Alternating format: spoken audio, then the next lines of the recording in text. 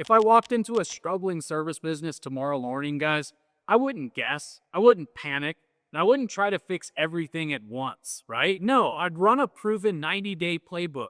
And the difference between the businesses that make it and the ones that close their doors almost always comes down to whether the owner stops acting like a firefighter and starts being the architect. Today, I'm walking you through exactly what that looks like, 30 days at a time.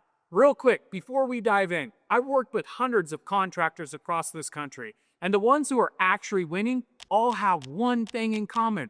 They know their numbers. So I built a free KPI tracker specifically for contractors. 5 numbers that tell you exactly what's happening inside your business, tracked in a simple Google Sheet that takes 15 minutes to fill out every single week. That's it. It's completely free and the link is in the description below. Go grab it. Now, let's get into the exact moves I'd make 30 days at a time, okay? First 30 days, triage and cash flow. The first thing you have to do when you walk into a struggling service business is stop the bleeding. And in most cases, the bleeding is happening in 2 places: your pricing and your scheduling. Let's talk about pricing first, because this is the one that most owners are terrified to touch. Here's what I've seen in almost every struggling service business I've ever looked at. The prices haven't been raised in 2, 3, sometimes 4 years.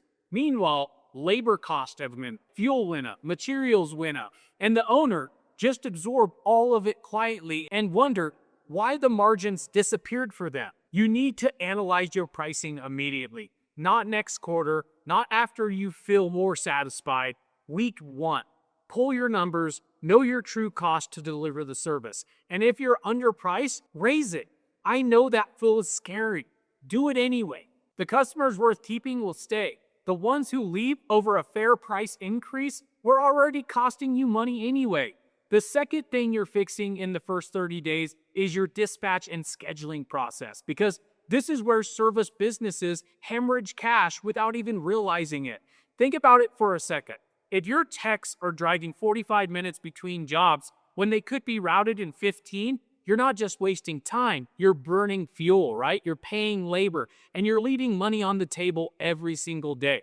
Tighten the routes, right? Build a scheduling system that makes geographic sense. This one change alone can swing your monthly numbers faster than almost anything else you'll do in these 90 days. The goal of the first 30 days is simple, guys. You stop the bleeding so you actually have something worth building on, right? The foundation. The first 30 days, the numbers. Right alongside the triage work, you have to get financial visibility, right? And most struggling service business owners, they don't have it. You know what I mean by that, right? You ask them how the business is doing, and then they turn around and say, pretty good or kind of slow right now.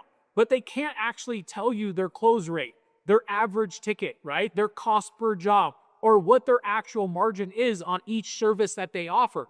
They're flying blind and they don't even know that they're flying blind. So here's what you build in the first 30 days. A simple KPI dashboard. I'm not talking about some complex software, right? Or a full accounting overhaul for you. I'm talking about a 1-page document or a simple spreadsheet that shows you the 5 numbers that actually tell you the business is performing or not. The first number is tech revenue per day, right? Take your total revenue for the week, divide it by the total number of field employees that you have, then divide that by the number of days they worked. That number tells you exactly how much value each tech is generating every single day.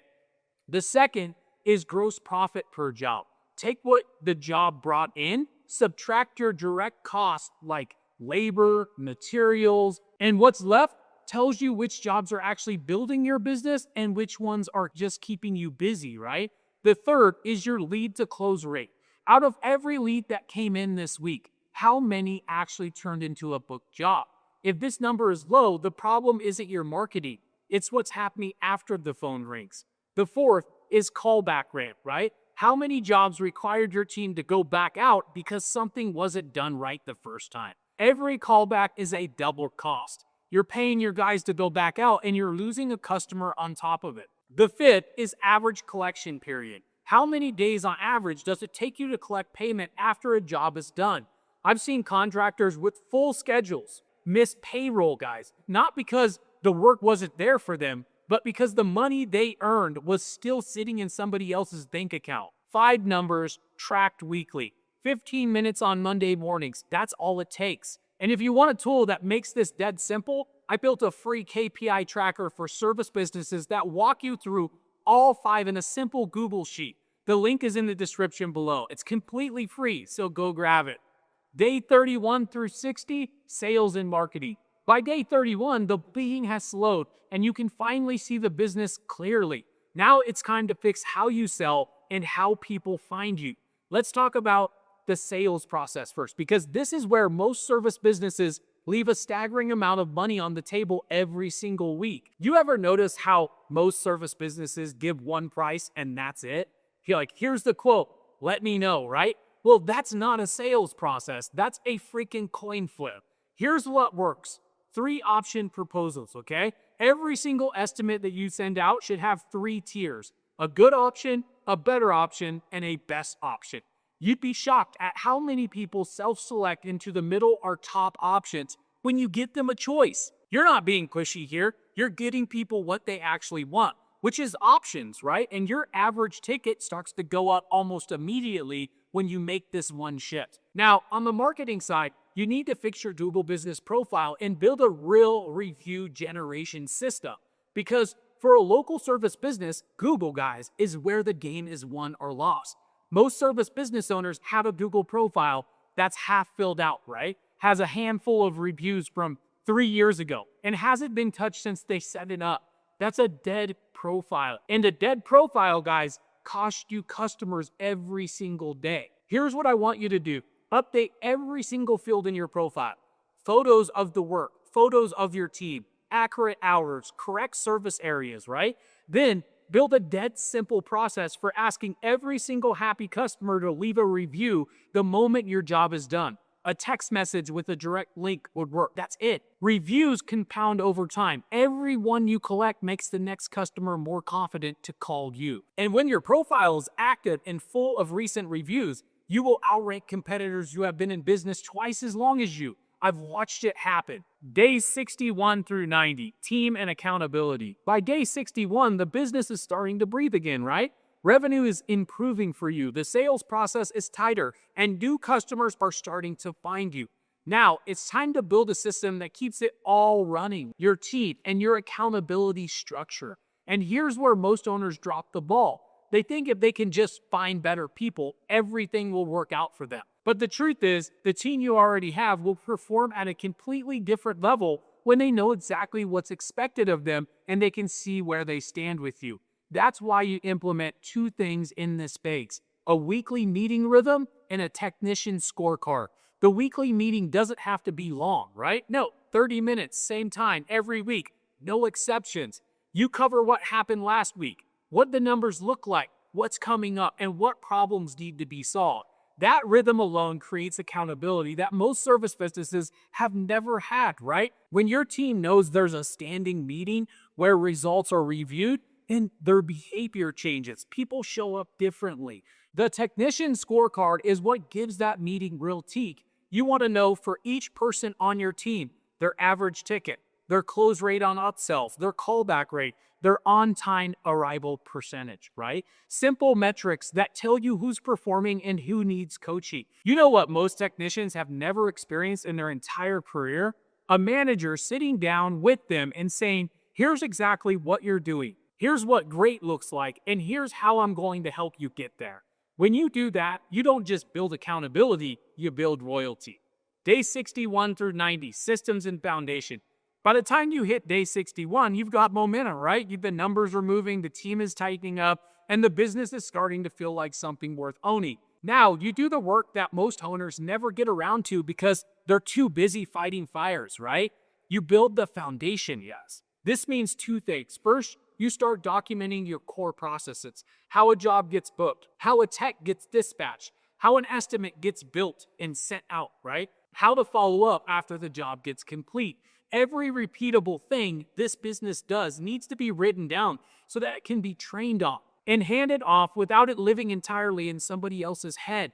I know documentation sounds boring, and yeah, it kind of is, right? But here's what it buys you. When you have documented processes, You can train new people faster. You can spot where things break down, and you can actually step away from the business without it falling apart on you. That's what freedom in this business looks like. Second, you define the company's core values and standards. And I don't mean some fluffy words on a wall in the break room, okay? I mean a real, clear articulation of how this company operates, what you will and won't tolerate, and what a customer can expect every single time that they hire you. When your team knows the standard, they can hold themselves to it and hold each other to it.